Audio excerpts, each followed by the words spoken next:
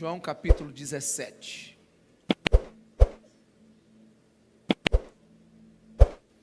Encontra o versículo 15 que diz assim: não rogo que os tires do mundo, mas que os proteja do maligno. Eles não são do mundo, como eu também não sou. Santifica-os na verdade, a tua palavra é a verdade.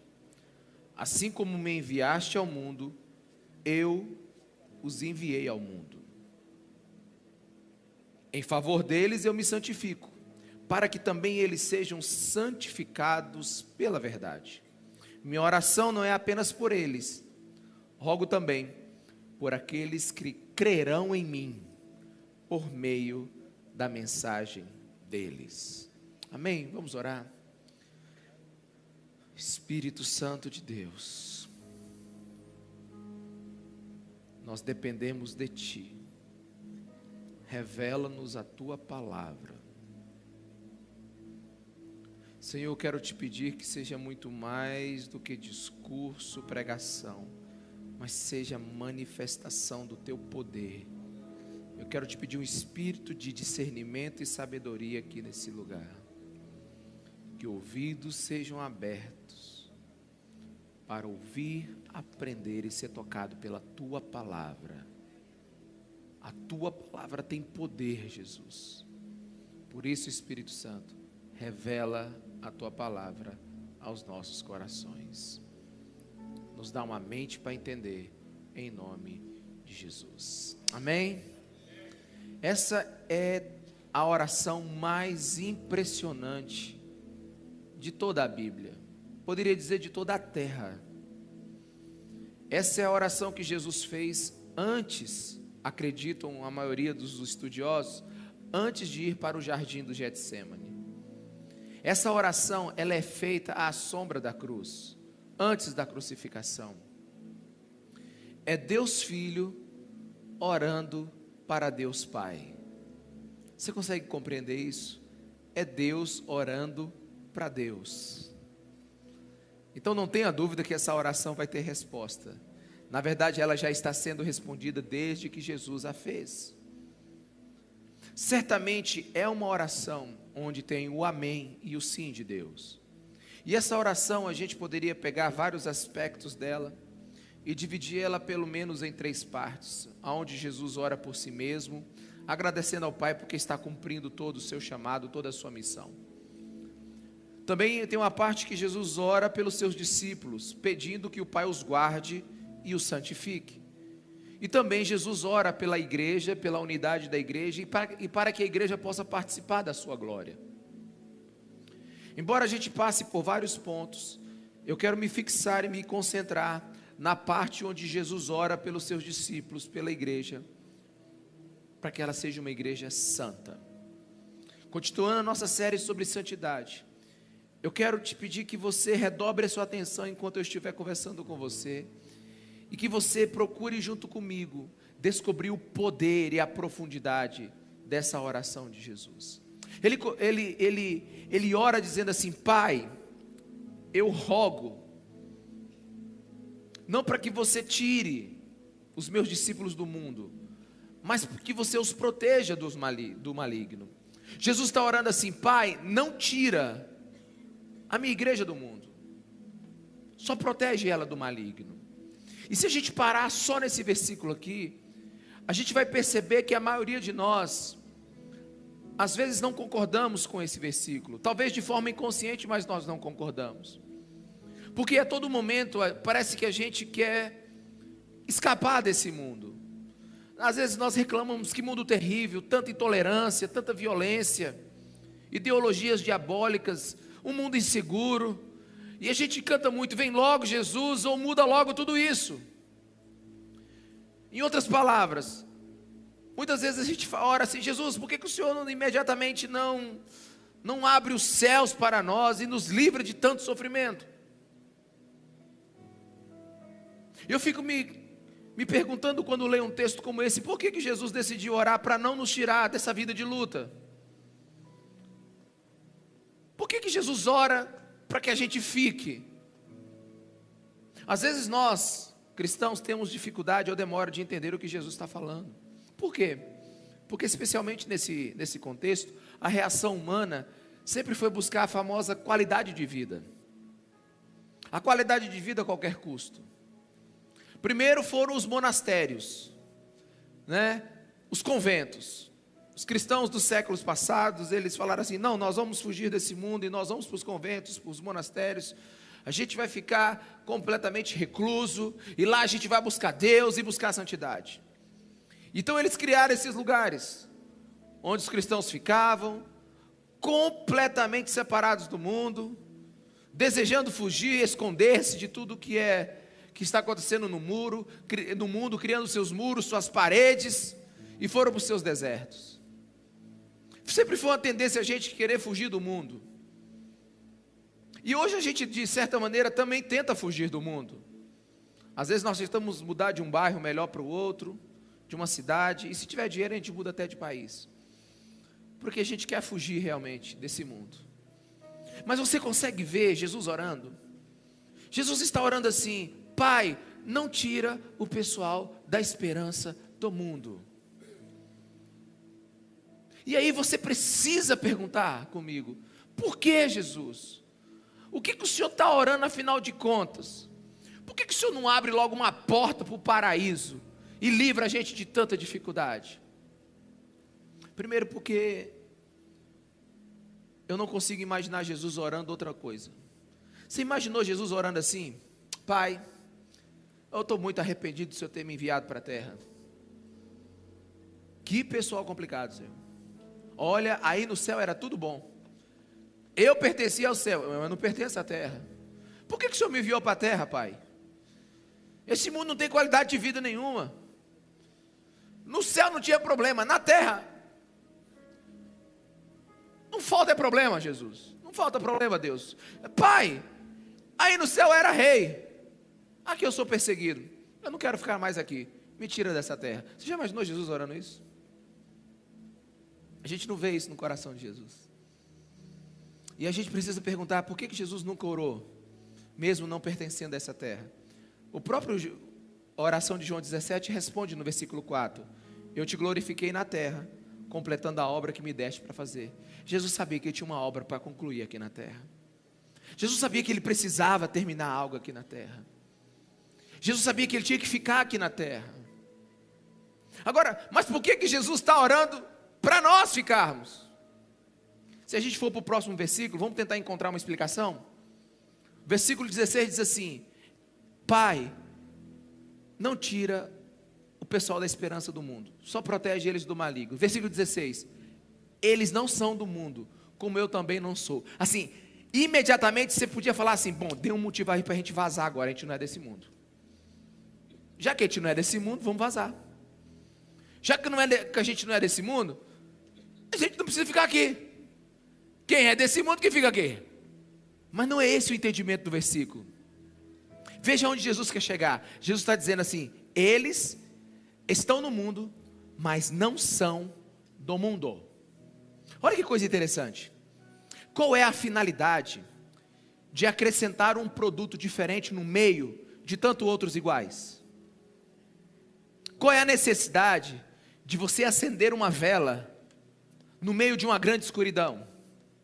Qual é a necessidade de você colocar um pouquinho de sal numa comida insossa? Mudança. O motivo disso é mudança. A finalidade de acrescentar um produto diferente no meio, com tantos outros iguais, é mudança. Jesus está começando a orar para que algo comece a acontecer na terra, e a gente faz parte disso. E a gente precisa entender a oração de Jesus. Na verdade, meus irmãos, eu não sei como é que você lê a Bíblia, mas quando eu pego a minha Bíblia, e eu gasto horas às vezes, dias no mesmo texto, eu estou nessa oração há dias, e eu fico me perguntando, Senhor, fala comigo, porque é a tua palavra, conversa comigo, Jesus, me diz qual é o teu coração, sabe, eu não sei usar uma expressão melhor, mas você consegue ver a inteligência de Jesus nessa oração. Foi isso que eu estava buscando. A inteligência do Cristo nessa oração. Ele diz assim: protege o pessoal do maligno. Não tira eles do mundo. Não tira eles do mundo. Eles não são do mundo, mas precisam ficar no mundo. Aí vem o versículo 17, acompanhe. Santifica-os na verdade. A tua palavra é a verdade. Jesus está orando ao Pai. Jesus está orando assim: agora santifica eles. E santidade é se separar de coisas profanas e dedicar-se a Deus. Santidade é separar-se de coisas profanas e dedicar-se a Deus. Então, vamos começar a ver aqui a oração de Jesus. Ele está dizendo assim: eles não são desse mundo, não tire eles desse mundo, protege eles do maligno, tira o mundo de dentro deles e coloca a verdade neles. Quantos estão me entendendo? Diga amém. Você começa a entender a oração de Jesus? Porque ela tem um objetivo. Não tira eles do mundo, tira o mundo de dentro deles e coloca a tua verdade neles. E aqui a gente precisa começar a considerar o que Jesus está orando. O alvo da oração de Jesus não é o mundo, somos nós. Amém? Jesus não está orando pelo mundo, Jesus está orando pela igreja. Eu sei que às vezes a gente ouve umas coisas que nunca ouviu, mas eu estou te falando a verdade. Jesus nunca orou pelo mundo, Ele está orando pela igreja. Veja no versículo 17, no versículo 9 de João 17. Eu rogo por eles, eu oro por eles. Não estou rogando pelo mundo, não estou orando pelo mundo, mas por aqueles que me deste, pois são teus. Jesus está dizendo assim: eu estou orando para que minha igreja mude. Jesus não está orando para o mundo mudar, mas para aqueles que são seus. Mude o mundo, mudando através da verdade dele. Amém, meus irmãos? Você consegue perceber o Cristo aqui orando? Ele está dizendo assim: não é objeto da oração de Jesus mudar o mundo. Aliás, não é objetivo do Evangelho tirar o cristão do mundo. Jesus não quer mudar o mundo para que a gente não peque. Me acompanhe nesse raciocínio. Jesus não quer mudar o mundo para que a gente não peque. Tem gente que fala assim: oh meu Deus, aquele bar lá perto da minha casa, fecha ele, Jesus. Meu Deus, essa internet tem todo dia uma coisa pior. Senhor, para que essa música saiu? Senhor, aí a gente quer fechar todo mundo. Não, Jesus não está pensando nisso. Jesus não quer mudar o mundo para que a gente não peque, mas Ele quer mudar a gente para, tendo a oportunidade de pecar no mundo, testemunhe. Aleluia, aleluia. Alguém está me entendendo aqui, irmão? Eu sei que parece que tem coisa que a gente só ouviu depois dos 70 anos, eu sei. Eu estava analisando essa mensagem aqui, essa oração, eu falei assim: Senhor, não tinha percebido isso antes. Porque não há glória para Jesus se vivermos num mundo sem problemas e sem tentações. Amém, meus irmãos? Não tem glória para Jesus. Existe glória para Cristo quando a gente resiste a tudo isso que está acontecendo e somos testemunhas. Glória é quando temos inúmeros motivos para pecar e escolhemos ser santos. Sabe, Jesus sabe o que Ele está orando. Ele tem consciência. Senhor, não tira eles do mundo, protege eles do maligno. Eles não são do mundo, tira o mundo de dentro deles, coloca a tua verdade neles. Em outras palavras, Jesus está dizendo assim: eu sei que o mundo vai estar ao redor deles e até contra eles, mas só não deixa o mundo, o pecado, dominar dentro deles. A glória do Evangelho não é eliminar ocasiões para a gente pecar, mas acabar com o desejo cristão de aproveitar essas ocasiões para pecar. Quantos me entendem? Diga amém. Eu vou ser bem prático com você. A tentação tem acabado com alguns cristãos. quando deveria alguns cristãos estarem resistindo à tentação. Repito, a tentação tem acabado com alguns cristãos.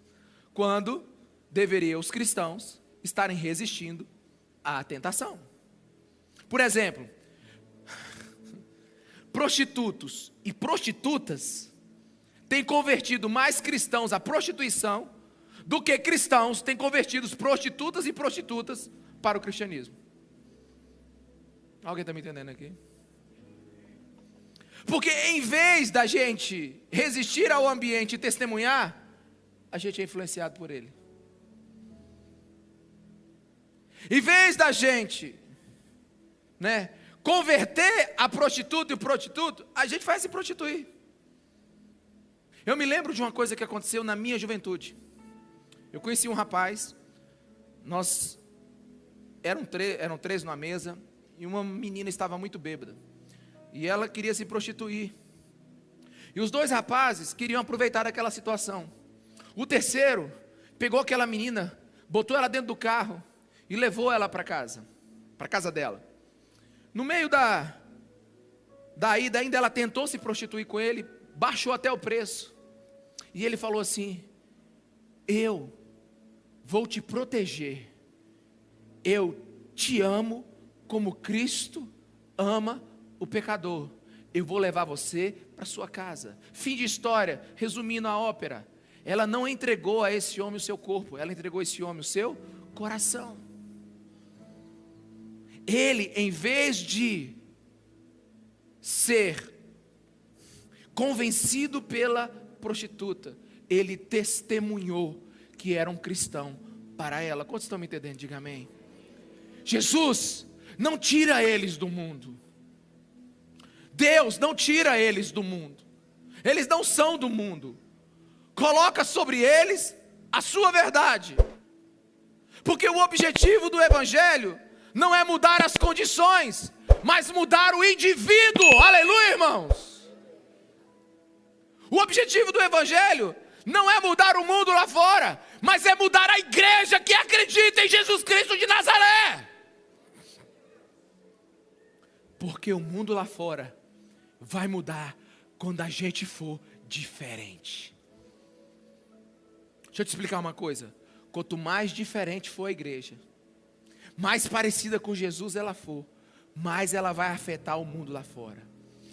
Sabe por que os programas sociais, eles são incompletos? Sabe por que um bom governo não é o suficiente? Sabe porque para mudar o mundo não basta construir mais escolas, centros de educação, maiores oportunidades de emprego, conjuntos habitacionais. Tudo isso é paliativo, porque esse mundo não precisa ser consertado em coisas externas. Esse mundo precisa de um novo povo, de um novo coração, cheio da verdade do Evangelho.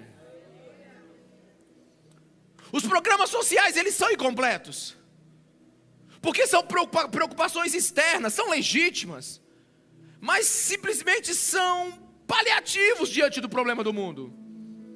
Tire uma família da favela, construa uma linda casa para ela. Se não tiver Cristo, você tem a casa, mas não tem um lar. Alguém aqui, meus irmãos?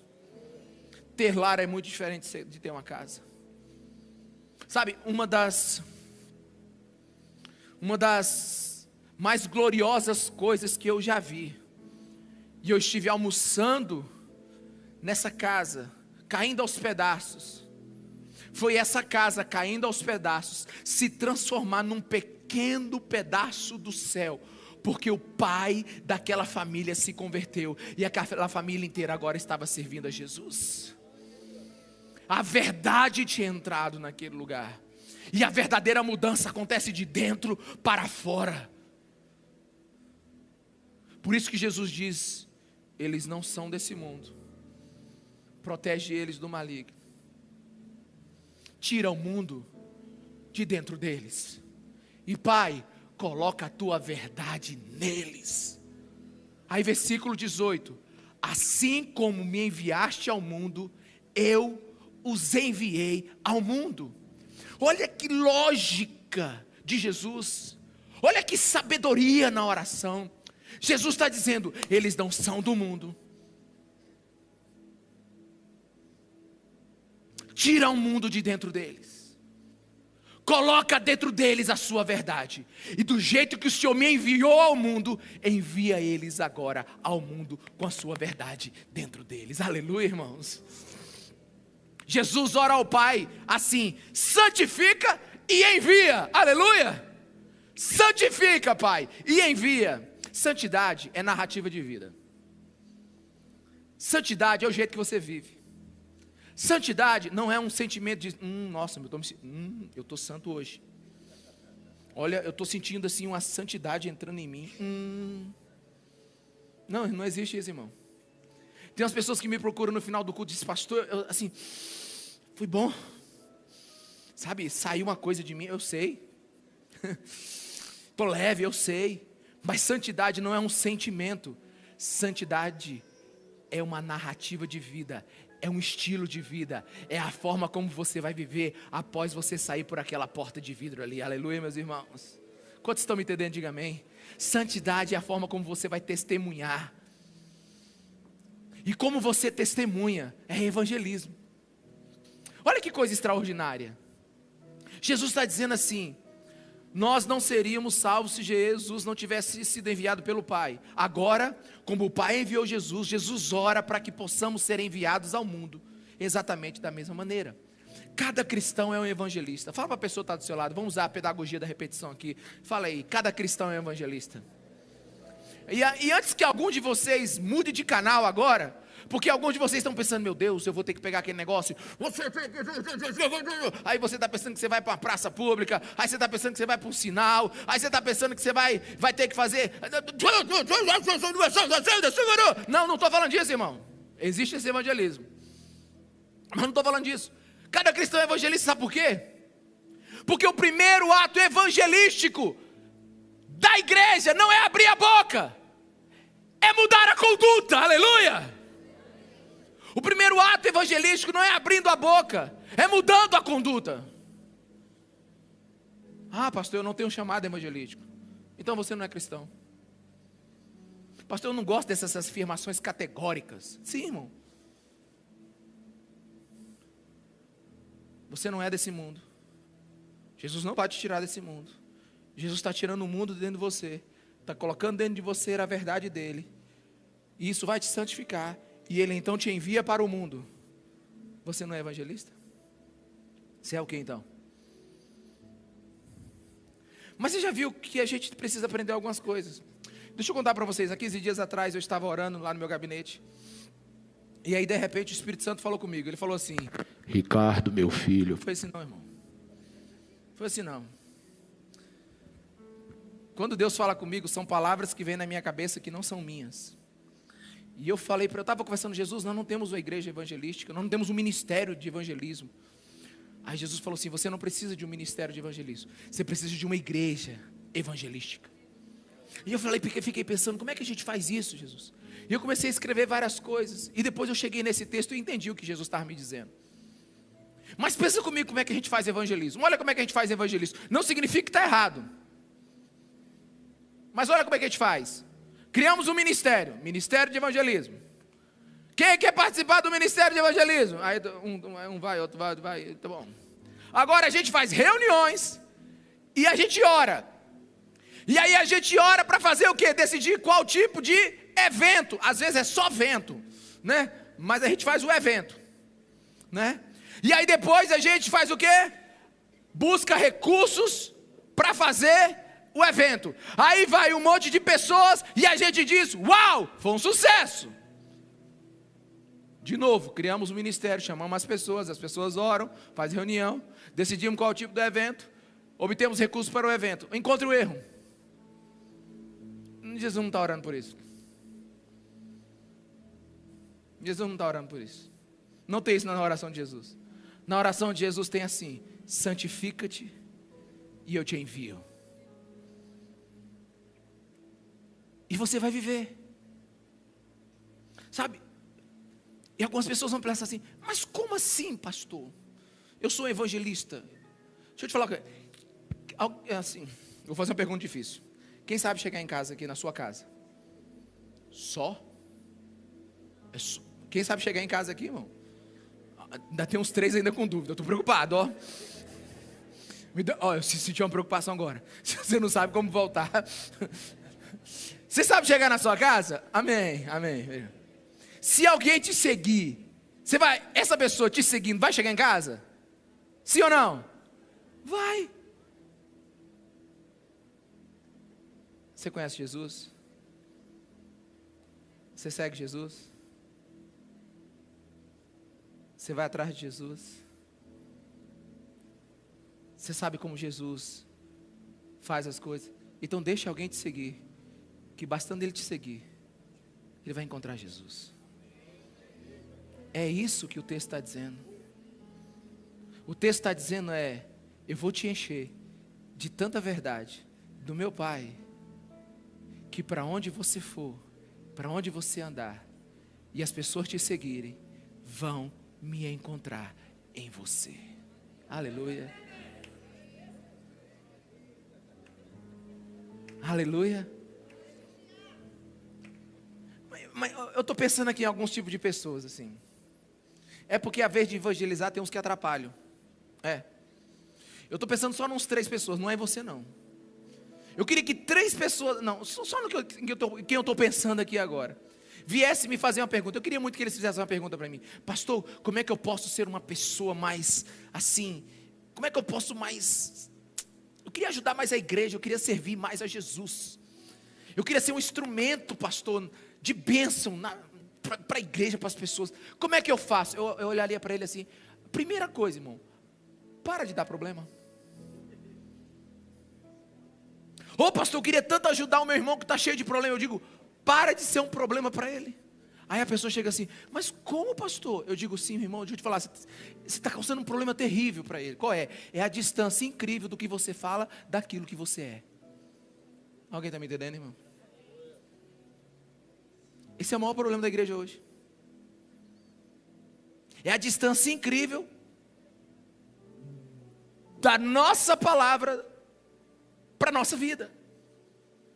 Tem uns irmãos aí e umas irmãs, aleluia, que se eles parassem de dar problema, já era a solução. Se eles parassem, elas parassem de ser eu estou querendo ser uma palavra educada, eu não estou achando a palavra educada, né? De ser essa discrepância entre o que ouve na igreja e o que vive lá fora. O evangelho de Deus, o evangelho de Jesus, a igreja teria mais credibilidade. É por isso que Jesus está orando. Eles não são desse mundo. Protege eles do maligno. Tira o mundo de dentro deles. Enche eles da tua verdade e os envia. Porque eles, tendo cheio da tua verdade, eles vão parar de causar problema. Porque a coisa mais complicada que tem hoje é cristão que fala, mas não vive. Sabe, o primeiro passo da santidade não é você resolver o problema do mundo. É você parar de causar problema no mundo. É você parar de ceder à tentação. Se Jesus fosse escolher entre resolver os problemas do mundo e você resolver os seus problemas, Jesus escolhe o segundo. Sabe o que Jesus está falando? Santifica-se. Consagre-se. Saiba quem eu sou. Meus irmãos, a palavra se torna verdade através de uma pessoa, quando ela é verdade nessa pessoa.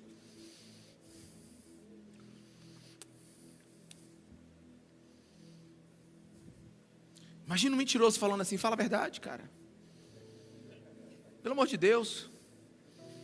Você não vai ouvir esse cara. Mesmo que o que ele esteja falando seja uma. Porque a vida dele desloca o eixo de autoridade da palavra dele. Quantos estão me entendendo? Diga amém. É a mesma coisa, meus irmãos. Então, a primeira coisa que a gente precisa é demonstrar que a verdade habita dentro de nós. Não é falar. Mateus 5,16 diz assim: assim brilhe a luz de vocês diante dos homens, para que vejam as suas boas obras e glorifiquem ao Pai que está nos céus. Para que vejam, não é para que ouçam. Alguém aqui, meus irmãos? Esse silêncio é porque estão entendendo, ou é porque tem silêncio que a gente tem que decifrar o silêncio. Quantos estão me entendendo? Diga amém. Sabe, eu acho que a igreja às vezes acha que o mundo é burro. Que basta a gente pregar a mensagem. Olha, se eu fosse uma pessoa que nunca entrasse numa igreja, e uma pessoa chegasse para mim assim: Ricardo, quero te convidar para ir ali na Esperança. Eu digo: espera o quê? Você na igreja, no culto. Eu digo: culto? Queria que você fosse lá, a gente é cristão. Aí eu falei: tá bom, vou lá. Irmão, você sabe como é que eu viria para cá? Eu viria para cá com algumas perguntas. E perguntas sinceras, de verdade. Perguntas assim, do meu coração. Perguntas de tipo assim: eu vou comparar a vida que eu tenho com a vida que esse cara está me oferecendo. Eu vou comparar os valores da minha vida com os valores dessa religião que esse cara está me oferecendo. E eu quero observar se ele acredita no que ele está me oferecendo. Se ele vive o que ele está me oferecendo. Quantos estão me entendendo? Diga amém. Sabe o que é isso? Isso é uma fé inteligente. A igreja precisa entender que fé, ela precisa demonstrar fala e ação na mesma direção, amém? A fé verdadeira é aquela que se transforma de um comportamento. Sabe por quê? A igreja precisa entender o que é andar na verdade. Jesus Cristo quer que a gente seja cheio da verdade dele. O que é andar na verdade? É preencher o espaço vazio entre a retórica e a prática. Isso é santidade. É você falar e agir. Jesus está dizendo: não tira a esperança do mundo, guarda elas do diabo. Aí Jesus, Deus, o Senhor pega o seguinte: tira o mundo de dentro deles, coloca a tua verdade. E depois, versículo 20: minha oração não é apenas por eles, rogo também por aqueles que crerão em mim por meio da mensagem deles. Irmão, você tem entendimento com esse negócio aqui? Eu fico assustado com os versículos assim. Eu falo: Jesus é muito corajoso. Jesus está dizendo assim: eu estou indo embora, está acabando o meu tempo aqui na terra, e a minha oração não é apenas por esses 11 aqui não, os 11 discípulos. Veja a profundidade desse texto.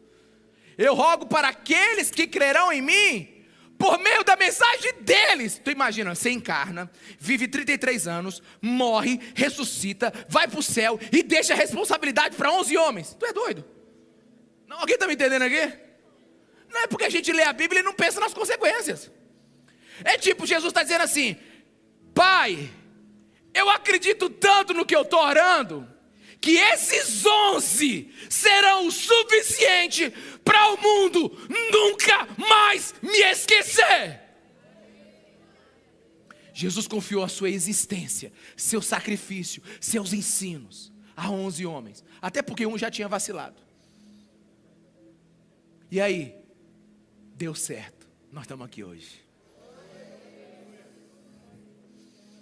De 11 nós somos bilhões. Sabe por quê? Porque esse é o método de Jesus. Não é gerar grandes conferências, mas é a influência de um indivíduo sobre um indivíduo. A única esperança desse mundo hoje é o evangelho ser espalhado através de uma vida na vida. Porque nada é mais danoso para o evangelho do que alguém que diz ter encontrado Jesus Cristo e com o passar do tempo não mudar em nada. Alguém está aqui, meus irmãos? A W. Tozer diz que santos sem santidade são a tragédia da igreja. Sabe, Jesus não quer apenas inclusão, Jesus quer transformação. Jesus quer que você seja um instrumento para a glória dele. Um crente que não tem missão, nem crente é. O crente sempre está numa missão. Qual a missão? Glorificar Jesus.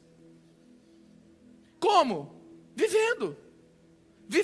Tem um monte de gente que acha que é cristão de segunda linha porque não está no templo, no templo, não está pregando, sabe? Porque cristão bom mesmo é o que está lá no Afeganistão agora morrendo, lá na Coreia do Norte. Não, irmão, deixa eu te falar uma coisa. O bom cristão é aquele que vive a missão dele onde ele está, aleluia.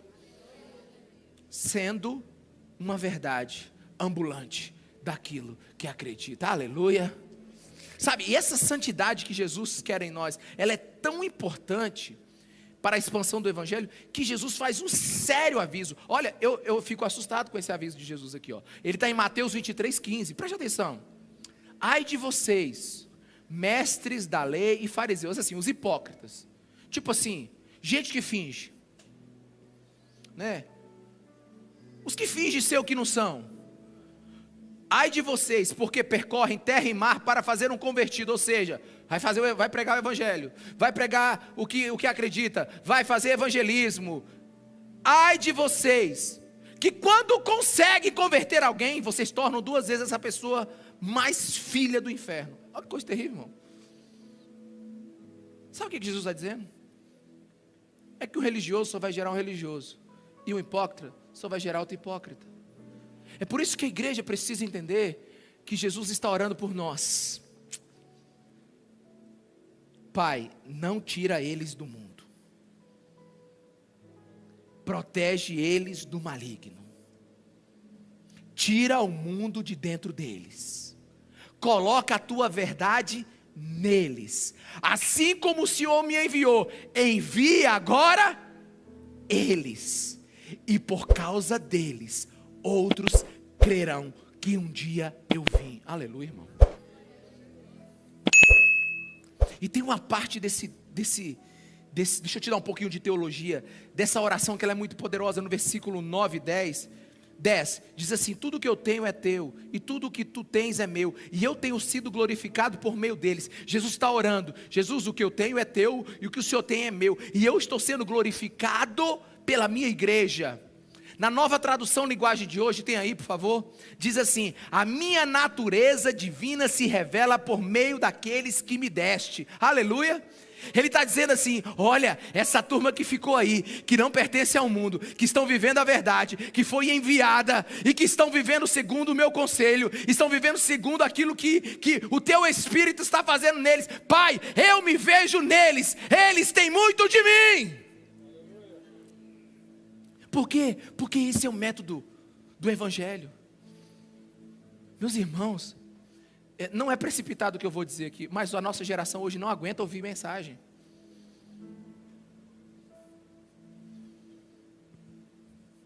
Você não aguenta nem um post de 30 segundos no Instagram. A gente não tem paciência hoje. Então, o mundo vai estar interessado em quê? Num discurso de 40 minutos? Não. O mundo tem uma coisa que sempre as pessoas vão estar interessadas, que é na vida do outro. Irmão, ó, no mundo, passa mundo, vem mundo. Sempre o mundo vai estar interessado na vida do outro. É por isso que o Instagram vale bilhões.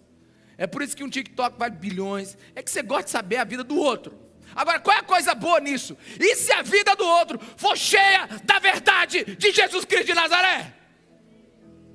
As pessoas verão Deus através da vida delas. Aleluia. E eu vou ser sincero. Acabou o culto, né? O terceiro culto, aí um homem chegou assim: pastor, gostei, é a primeira vez que eu vim aqui. E o senhor foi muito sincero lá em cima do púlpito. Eu vou ser sincero, eu também só vim aqui porque me chamaram, eu nem queria. Aliás, eu queria experimentar mesmo esse sapato aqui. Eu gostei da sinceridade dele. Tipo assim, eu só vim mesmo aqui porque eu queria ficar bonito. Eu entendi. Aí ele falou assim: mas eu vou voltar. Eu disse: que bom. Disse: por que você foi sincero? Mas irmão, eu vou ser sincero bem aqui mesmo com você. Muitas pessoas estão fora da igreja porque tem algumas pessoas aqui dentro da igreja que fizeram elas ficar lá fora. Tem muita gente fora da igreja, é porque tem alguns aqui dentro que estão fora completamente do evangelho de Jesus Cristo. Não testemunham. Descredibiliza a igreja. Faz mais estrago do que Satanás. É por isso que Jesus ora para que a gente seja cheio da verdade dele. Eu vou falar uma coisa aqui agora. Eu estou resistindo porque está ao vivo. Mas você vai me ouvir e não vai se escandalizar. Tem umas pessoas que falam assim: pastor, eu não entendo. Eu não entendo porque que os bares estão cheios. Eu não entendo porque... Como é que é o nome daquele lugar que você quer ir? em janeiro é Rock in Rio, né? Não, não é não, né? Calma, irmão, é só para poder o irmão dali acordar, entendeu? Calma, Ricardo. É. Por que os ingressos do Rock in Rio acabam em 5 minutos? Por que a imperatriz toda foi pro o faraó do Egito lá, o governador do não sei da conta, do forró, como é que é o nome, gente? Esse aí tu sabe, hein, né? O embaixador! Tu conhece o embaixador, né? Como é que é o nome dele, gente? Gustavo Lima! Por que a imperatriz foi toda para aquele lugar lá? Irmão, deixa eu te dizer uma coisa. Eu tenho uma teoria aqui, depois você julgue ela. Você sabe por que os bares estão cheios? Porque o cara não está lá, nossa, queria tanto que essa cerveja acabasse logo. Não aguento mais esperar essa cerveja acabar. Não, irmão. Ele está lá porque ele quer. Sabe por quê? Porque lá no bar tem verdade. Está cheio de gente verdadeira. Estão indo lá para se embriagar. Alguém está me entendendo? Alguém está me entendendo? Você sabe por que está lotado esses... Como é que é o nome lá? O embaixador do Egito, o Gustavo Lima. Que o pessoal vai lá e lota. Porque lá tem sinceridade. Porque o pessoal está indo para lá. É para se divertir mesmo. E você sabe por que tem 200 mil pessoas hoje que não entram numa igreja imperatriz? É porque às vezes não tem verdade aqui. Porque tudo que uma pessoa quer é um lugar de verdade. Nem que seja para fazer uma besteira. Mas as pessoas querem verdade, meus irmãos. E a gente tem vivido muita mentira dentro das igrejas. Todo mundo fica perguntando assim: pastor, como é que é a tua igreja? Eu digo, pergunta 3 vezes. Se uma não dá, não dá, irmão. Uma não dá. É muito complexa a igreja de esperança.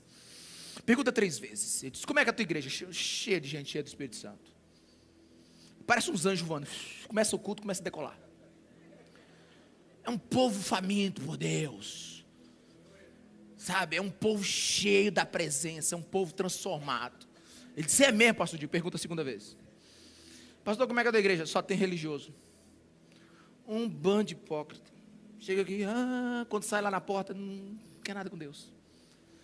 Fica analisando o culto, é consumidor de culto. Nossa, a mensagem foi boa hoje. Não foi tão boa. Não gostei daquele, eu quero ler falando uma coisa. Como é que traz um chileno que a gente não entende? Aí tem um bando de religioso que se sentar no lugar dele, ele volta. Pastor, a tua igreja é assim? Não, pergunta a 3ª vez.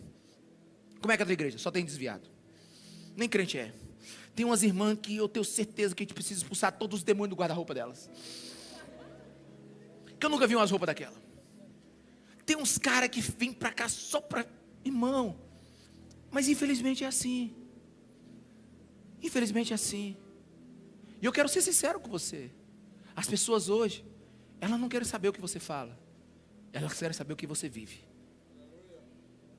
É por isso que Jesus está dizendo, não tira eles do mundo, porque a oração de Jesus vai ser respondida. Guarda eles do maligno. Tira o mundo de dentro deles.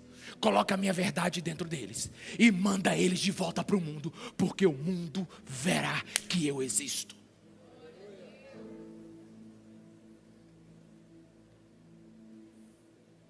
Eu quero ler um texto, rapidamente aqui. 1 Pedro 2,11. Que diz assim, olha só. Isso é um conselho bíblico do apóstolo Pedro. Amados, insisto em que, como estrangeiros e peregrinos no mundo, vocês se abstenham dos desejos carnais e guerreiem contra a alma, ou seja, luta para ser santo. Vivam entre os pagãos, os não convertidos, de maneira exemplar, para que mesmo que eles acusem de praticar o mal, observe as boas obras de vocês, que vocês praticam, e glorifique a Deus no dia da intervenção dele, amém? Agora eu quero ler isso na paráfrase, a mensagem, que diz assim: amigos, este mundo não é a casa de vocês, por isso, não se sintam à vontade nele. Não dê espaço para o ego à custa da sua alma. Vivam uma vida exemplar entre os descrentes, para que o comportamento de vocês refute o preconceito deles. Então eles serão conquistados para o lado de Deus e estarão lá para participar da festa quando Ele vier. Então, meus irmãos, não é fazer um culto evangelístico, é viver uma vida que testemunha. Porque a primeira tarefa evangelística da igreja é ser uma testemunha. E eu vou te dizer uma coisa: às vezes é um prejuízo fazer um evento evangelístico e depositar os novos convertidos numa igreja desviada. Porque criança morre cedo. Os novos decididos morrem cedo.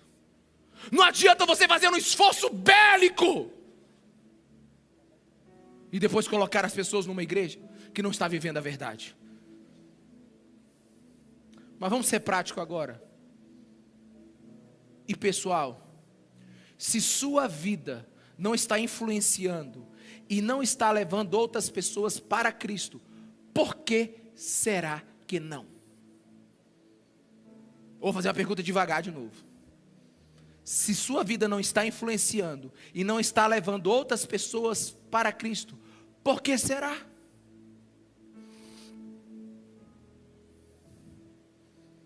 Por que será?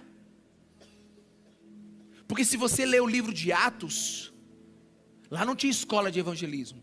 Tudo acontecia numa espécie de radiação, sabe? Era um crente cheio do Espírito Santo, que quando chegava no lugar, ele ia mudando aquele lugar, porque ele trazia a presença de Deus naquele lugar. E aí tem uns meio espirituais que dizem assim: nossa, mas ele trazia a presença. Não, ele era correto, ele era íntegro, ele era verdadeiro, ele era amoroso, ele era generoso. A verdade de Jesus tinha entrado dentro dele. Ele era cheio do Espírito Santo. Agora, se você está me acompanhando, você percebeu que eu pulei um versículo, que é o 19. E com ele eu quero terminar. No versículo 19, Jesus diz assim, olha só: em favor deles, eu me santifico, para que também eles sejam santificados pela verdade. Olha, Jesus está orando: Pai, em favor da igreja, eu me santifico, para que eles sejam santificados. Você já pensou nessa frase? É um versículo difícil. Porque obviamente Jesus não está dizendo que vai fazer alguma coisa para ele ser mais santo, porque é impossível, Jesus é santo. Mas o que Jesus está dizendo? Jesus está dizendo assim: eu me torno tão parecido com você, Pai, nas minhas ações, nas minhas reações, nos meus sentimentos, que quando eles verem a mim, eles verão o Senhor. Alguém aqui? É por isso que Jesus diz: quem vê a mim, vê ao Pai. Então vamos lá juntar o quebra-cabeça para a gente terminar a mensagem? Versículo 15 e 16. Jesus fala: não tira a esperança do mundo, embora eles não sejam do mundo, mas protege eles do maligno. No versículo 17 ele diz: agora encha eles da sua verdade, santifica-os na sua verdade. Versículo 18: agora que eles estão cheios da tua verdade, envia-os ao mundo, como o Senhor me enviou. Porque quando eles forem santos, como eu fui santo, eles propagarão a imagem de Jesus através da vida deles. É como se Jesus estivesse dizendo assim: quando a igreja me vê, vê Deus. E quando o mundo me ver na igreja, acreditará em mim. Alguém aqui, meus irmãos? Jesus está dizendo assim: olha para mim, pois a maneira que eu vivo revela o Deus que você deve crer. É isso que ele está dizendo para a igreja: seja santa, cheia da minha verdade, porque a maneira que você vive vai revelar Deus através da sua vida. Por isso que a gente precisa viver uma santidade, para que outros vejam Deus. Você é o instrumento para a glória de Deus nessa terra.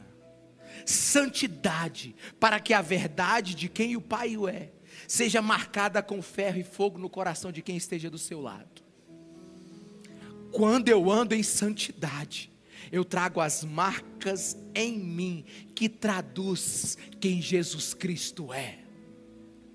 Meus irmãos, nesse mundo perdido, sem saber quem é Jesus, é a sua vida e a minha vida que vai traduzir Cristo para esse mundo que não enxerga Ele. Quantos estão me entendendo? Diga amém. Por isso, quando chegam aqui na igreja e perguntam: nossa, vocês estão fazendo 4 cultos, como? Eu digo: é porque alguns estão entendendo que eles, sendo santos, eles revelam Cristo através da vida deles. Nossa igreja não cresce por causa do culto de domingo, meus irmãos. Nossa igreja cresce porque alguns de vocês estão resplandecendo Cristo aonde estão passando.